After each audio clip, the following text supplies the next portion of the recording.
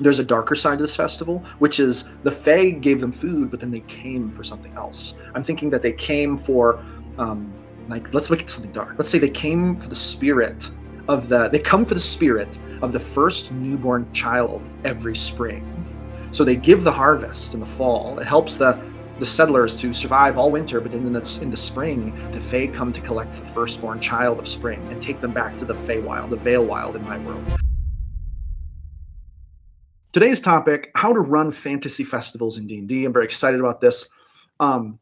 Let's start with the first part of this. I've made some notes here. I'm going to be following my notes. So bear with me if I'm reading off screen just a little bit because I want to make sure to get this right. Part one is why festivals are so useful in D&D. I want to talk about this, okay? Festivals make the world feel alive. They give players a break from pure dungeon crawling or combat pacing. They create natural roleplay opportunities. They let you show culture instead of just explaining culture. So showing it versus explaining it. And then you get to experience things. So like some festivals have religious origins. So these can come from the deities in your world. Some of them may have spiritual origins or even local custom historic origins, like the local apple festival. Maybe it started because it was like there's a great apple tree and that's where they built the town, but there was a Fey creature there, right? So it could be like a Fey apple festival. So there's all kinds of cool things you can do with festivals. Blue Rose Lion says Feast of Fools. Absolutely. It is a Feast of Fools. They are perfect places for rumors, secrets, thieves, romance, rivalries, and even political tension. And they can become calm before the storm moments. One of my favorite tropes is a peaceful, fun festival. Then something happens and it breaks into a combat with people screaming and running with only the player characters to defend the masses from whatever evil lurks, right? So this is one of my favorite fantasy festival tropes. But these are the reasons why festivals are so useful in D&D. Now, let's talk about what makes a fantasy festival feel real. And when I say real, I mean what actually makes it feel like in-game, it's immersive, it's fun, there's something interesting about it that would interest the players. Okay, so for number one, it needs a reason for existing. So this is really important. It needs a reason for existing. It needs to be tied to something. So, like I said, it could be based on the star patterns. It could be based on local religion. One of my favorite things to do is to tie together several ingredients, and I actually have an algorithm for this. I have like a formula for this, the 7 ingredients of a great festival, and I'm going to share this here in a minute. But you do need to come up with a reason for why it exists, and that'll make it more real. If you just throw in a random festival, there's no reason for it. It seems kind of strange. Number 2, ask what is being celebrated, remembered, feared, or honored. Okay, there's the festival represents an ideology of some kind, probably. So you'll want to discuss that, or at least have it, created so that when the players ask around or roll their history checks, they can figure it out. This could be a religious holiday. It could be a harvest festival, right?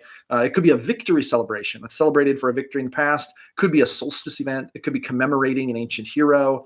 It could be a ceremony to keep away evil spirits, right? Like say like Halloween is an example of a festival in our world, right? That people dressed in costumes and the origins of it were to frighten away evil spirits, that kind of thing. And then of course they have the jack-o'-lanterns and stuff. It's like to protect their houses from evil spirits and things like that. There could be strange Fae traditions associated with the festival, right? Could be an orc war feast or a dwarven forge day, elven moon celebration. But the point is that the festival should reveal something about the people holding it.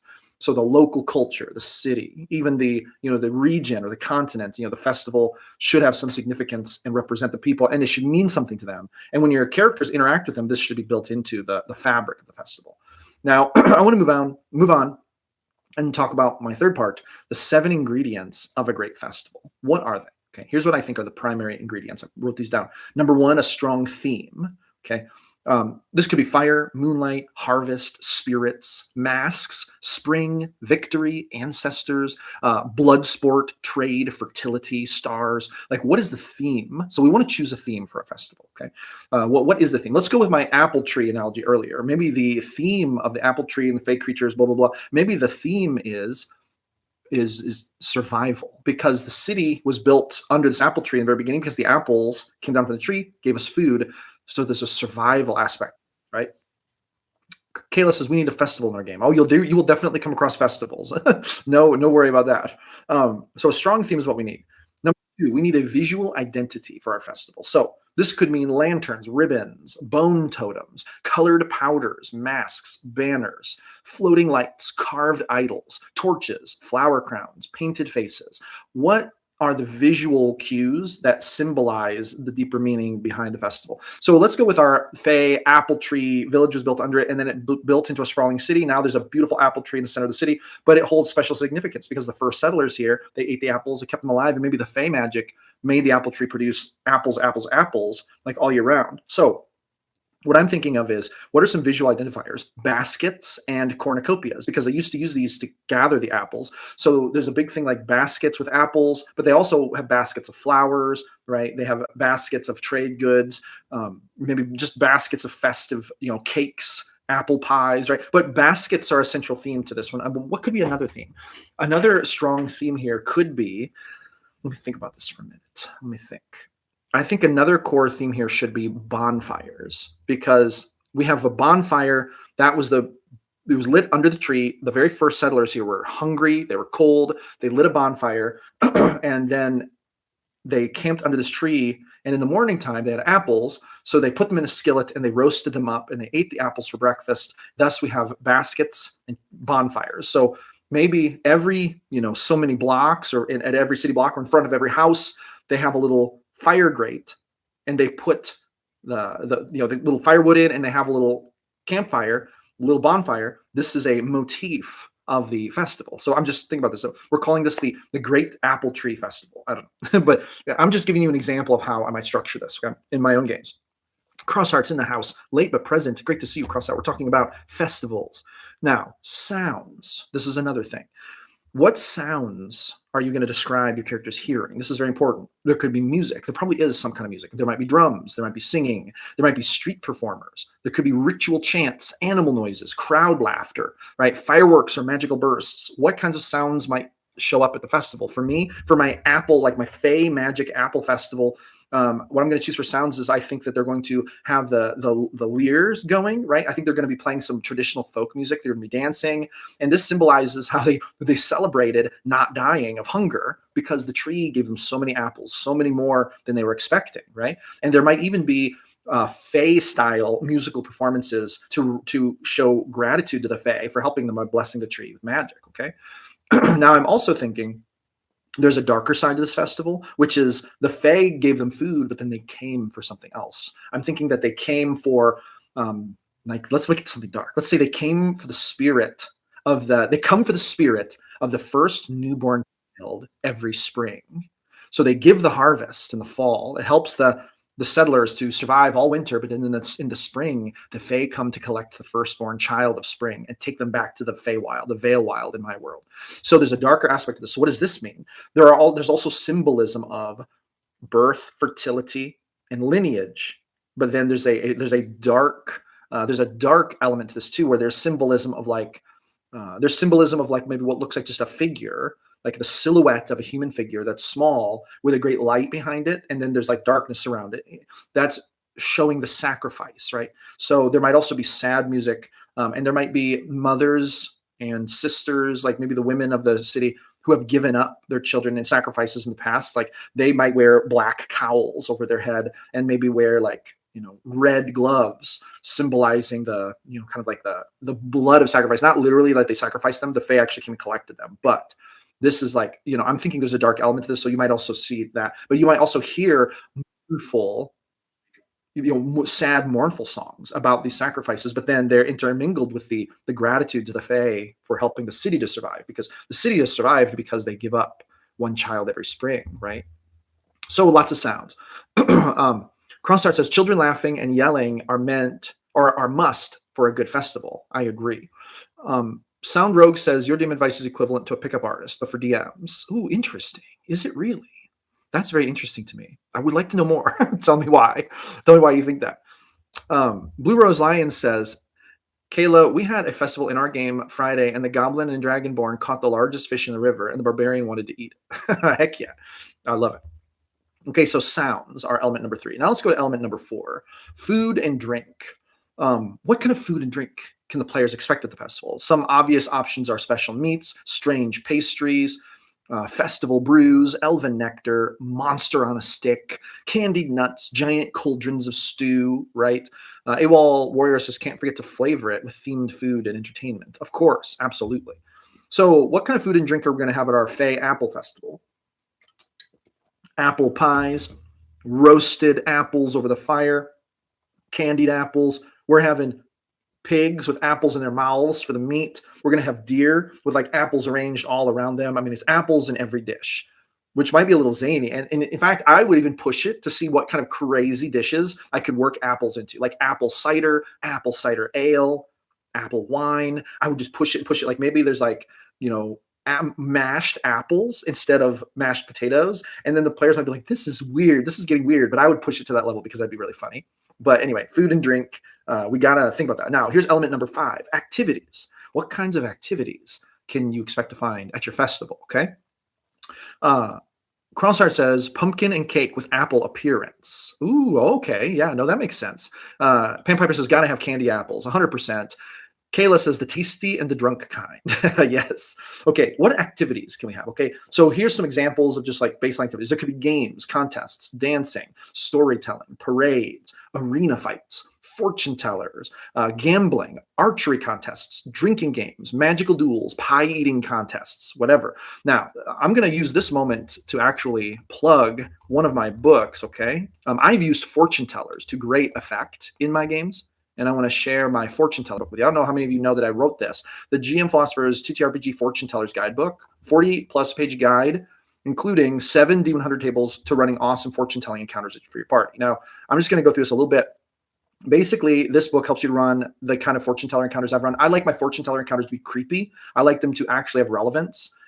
So how to use this book?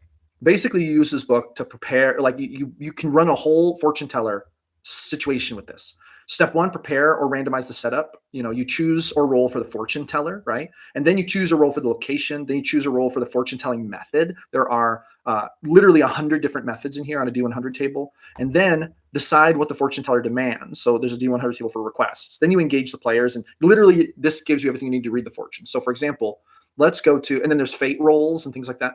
So for example, let's go to the D100 tables. The fortune teller's description. So this is literally, you can roll on this if you're not sure what the fortune teller even looks like. Boom, let's say I roll a 6. Clockwork diviner. Brass gears and cogs adorn this eccentric oracle's robe. They consult a mysterious mechanical contraption that clicks and whirs before delivering each prophecy, right? So, you know, just as an example, next D100 table is the locations table. Where does the group find or see the fortune teller? Let's say they roll a 13. Flickering campfire amid ancient standing stones. Weathered monoliths form a ring around a low crackling fire. Their shadows elongate strangely with each spark, as if the stones themselves are listening. And then there in the middle is the clockwork diviner, right? And then you go to the next D100 table, the methods table. So let's say they roll a 25, water gazing, or hydromancy.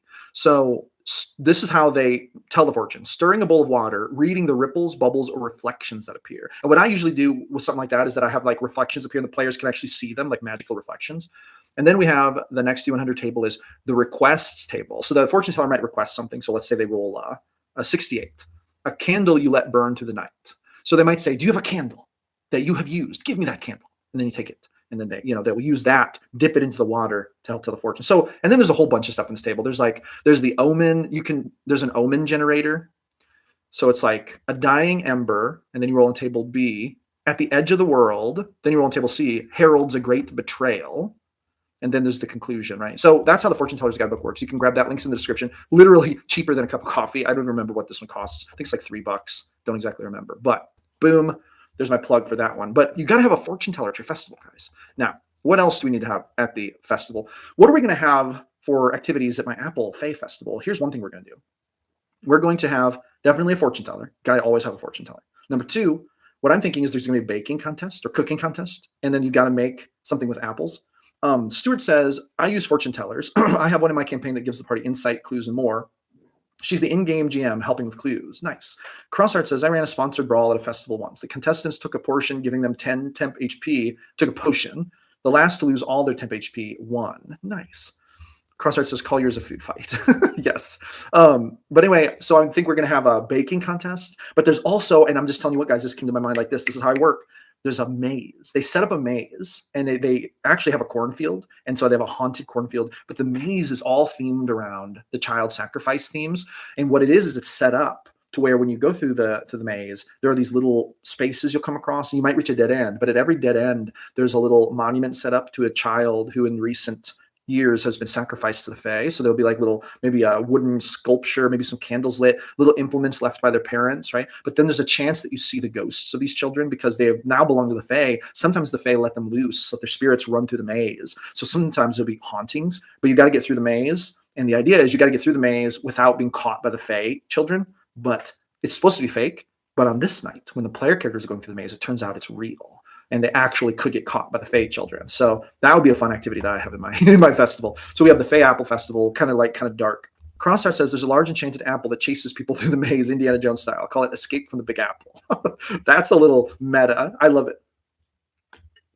Someone in an apple costume. That would be so zany. I'm trying to decide if I'd be brave enough to put that in my game. I would be more likely to have someone dressed like a tree and then have apples on the tree. Kayla says, I'd run from the apple. Sounds legit. It is legit. I love it. Okay, social tension. This is ingredient number 6 to a great festival. Why is there tension at the festival?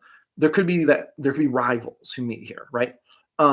Nobles mingle with commoners. So this could make for some interesting or strange situations.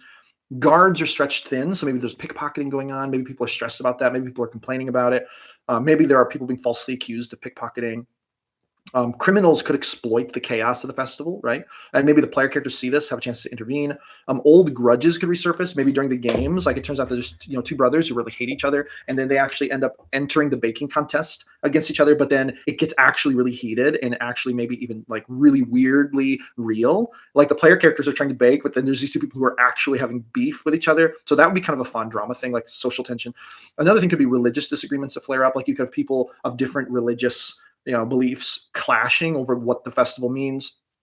On one side, people could think some of the things going on at the festival are like sacrilegious. On the other side, you could have it to where, people are like, you saying that it's sacrilegious literally invalidates my culture. So there could be a whole thing there. That's very fun social tension. Anyway, you could also have it to where the ruler of the local, hold, city, empire, whatever, who's at the festival, they actually maybe approach the player characters who maybe by this time are notable heroes and are like, can you help me with something? There's this grudge between two of my aristocrats. Will you help me to figure it out? Can you ask them? Maybe so the players could get roped into the shenanigans. Let's see here. All right. That is number 6, the 6th ingredient. Now here's the final ingredient. Ingredient number 7, hidden plot energy. Okay. What does this mean?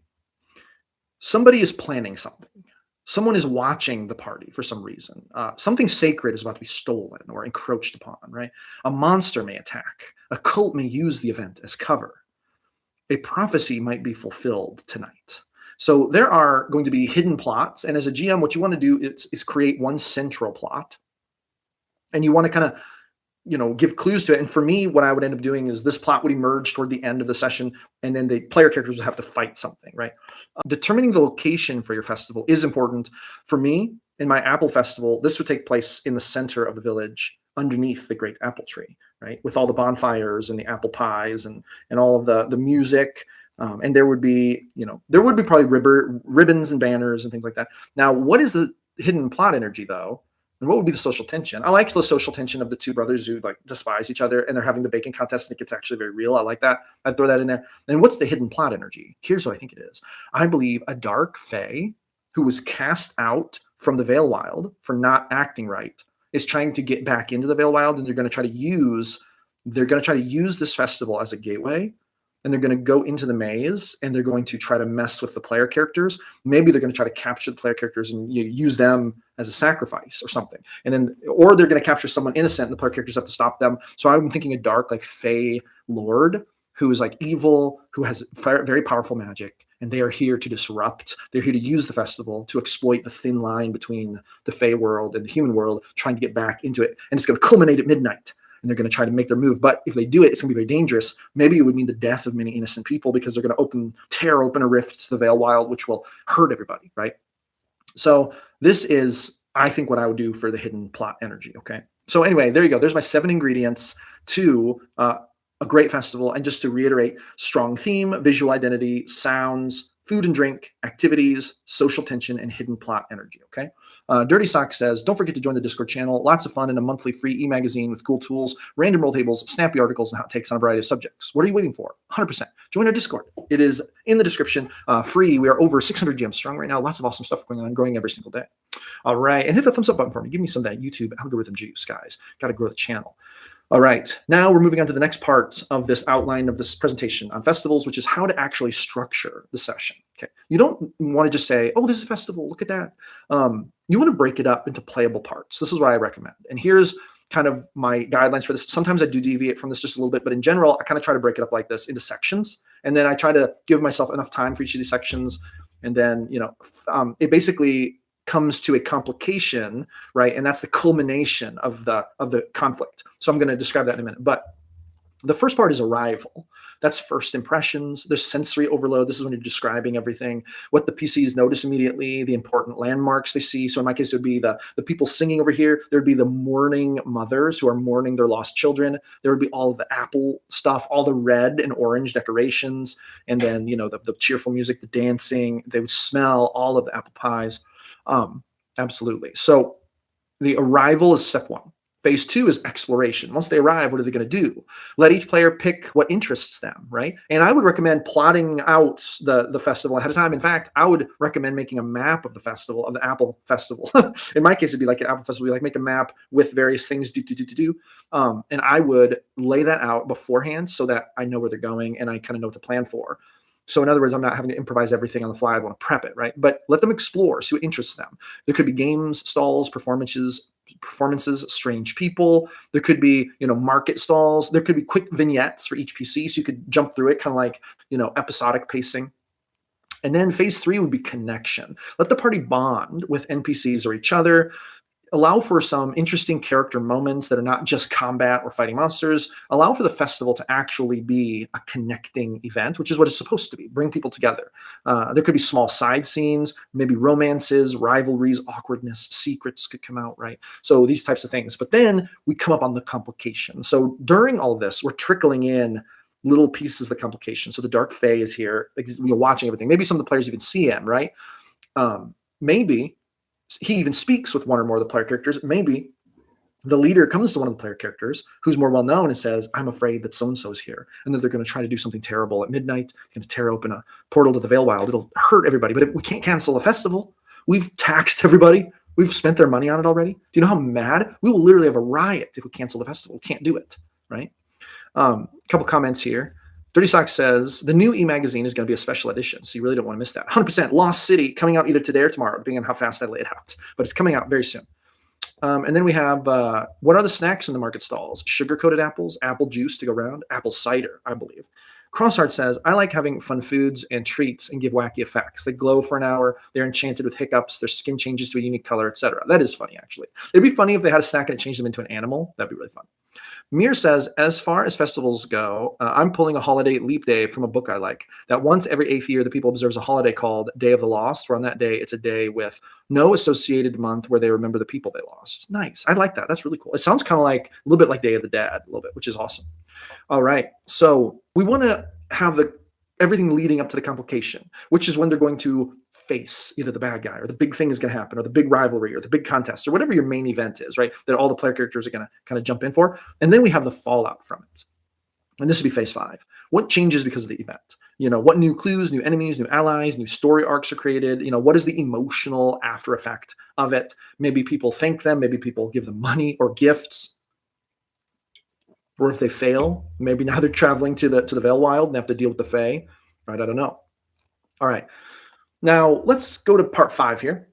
Festival activities that are actually fun at the table. Let's talk about this, guys. This could include simple mini games, right? We want to keep the rules light on these things, and we want to keep them fast-paced, but also let them reveal character and give opportunity for role-playing. So some examples could be an archery contest, knife throwing, drinking contest, and these could all have checks, right? For the archery contest, obviously, there could be, attack rolls. For knife throwing, same thing. For the drinking contest, you could have constitution saves, and then there's different rounds. Maybe there's a thing where they choose their drinks and they don't know which ones are stronger. There could be a pie eating contest, again, constitution save to eat more pie. There could be wrestling, right? Bard performance contests. There could be a riddle table. You could get some riddles and try to, offer prizes. There could be riddles. Dice gambling, if characters are, if they're proficient at gambling, they could jump in and do the gambling, right? There could be a strength test. They could have to chase a greased pig, something like this, something silly, but that's kind of fun. It could be a magical ring toss with enchanted consequences. Those are just some ideas that I wrote down. Festival games should create laughter, tension, or characterization. They shouldn't bog down the session. So we don't want them to be mechanically intense. What we want is for the role play to shine through. So the mechanics can be a very minor part of it. AWOL Warrior says, I did magic drinks at a carnival I did last year. There was Wiggle Juice, Giggle Juice, Biggle Juice, Bounce and Berry Slush, and Tutor Shooters. That sounds crazy. Crossout says, sleight of hand to cheat at the games. Yes, of course. Part 6, how festivals reveal character. Here's the next thing I want to discuss, okay? What does each PC do when they come to a place of celebration like this? I love to give role play rewards for this because player characters who take the festival seriously and its meaning seriously, they might actually partake in it for real, right, in game. And this is very special. Make sure to give rewards for this. But this is also a great way for player characters to reveal character, and giving incentive for them to do this is really good. So, what do they do? Do they relax? Do they get drunk? Do they end up picking fights? Do they hide in the shadows and just watch things? Do they end up spending all of their money? Do they flirt with other NPCs or other PCs? Do they try to investigate history or problems, right? Do they preach about their religion? Do they end up trying to kind of observe and protect the weak? Do they join every single contest? But even deeper than what they choose to do, festivals are amazing because they let players show who their characters are when they're not under direct survival pressure. Because it's like a survival situation, or it's a festive situation, not a survival situation. So that's really fun, and I love to give like role play rewards for that. Buckaroo Bonsai says, you need good mechanics, not too complex, but good. Like, not just one con roll for drinking contest only. That gets too repetitive. Ran these many times. I agree with you. Not just one con save. Make it a little complicated. Add a couple little steps, but make them steps that the players get to choose of some kind, to add a little player choice, a little complexity in there. Now, let's go to part 7, using festivals for plot hooks. This is very useful. Festivals can be an awesome opportunity to sew in some interesting plot hooks to your campaign. So, for example, the king could make an announcement that the players are like, what? This is weird. We haven't heard about this. Or a holy relic is on display and weird things happen. Or a prisoner escapes and they're spotted at the festival, or a masked stranger passes them a note, or maybe a beloved NPC goes missing at the festival. They were last seen at the pie eating booth, but now you don't know where they are. Where the heck did they go? Maybe a public execution is going to happen at the festival, but it gets interrupted for some reason. A prophecy is spoken up on stage, maybe. The party is maybe recruited for a contest that turns deadly, right? Kind of like in my situation, they go through the haunted corn maze, but it turns out to truly be a haunted corn maze. A magical event in the sky changes everything. Maybe a dragon flies over, or they spot a comet. A noble house uses the event to make a political move. There could be an assassination, something like that, right? So there's a lot of things like this. And this kind of goes into where we make the festivals creepy. I think festivals should always contain some kind of darker, creepy element. Crossart says, I ran a festival in the city of lycanthropes trying to live as humans. It was during the full moon, but they had put on canopies blocking out the sky. There were animal-themed games, animal masks, and performances on a stage. The opposing faction in the region, Proud Lycanthropes, ruined it by burning the canopies and exposing people to the full moon, challenging them to stop suppressing their true identity. It gave my players a festival to enjoy, combat to protect the people, and discovery of this opposing faction. Wow, that's deep. I really like that, actually. Super awesome. All right. Now we're going to go to part 8, the dark twist of festivals, okay?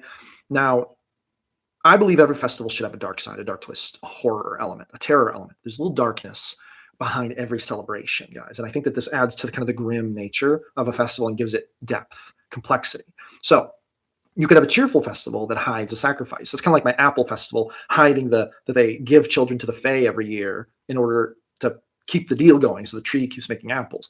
A harvest feast where nobody may leave before midnight, right? Maybe everyone comes to the festival, but it's dangerous. You're not supposed to leave because of the ghosts or the ghouls or whatever, right? There could be a mask festival where demons can walk unseen. So it's like everyone has to wear a mask.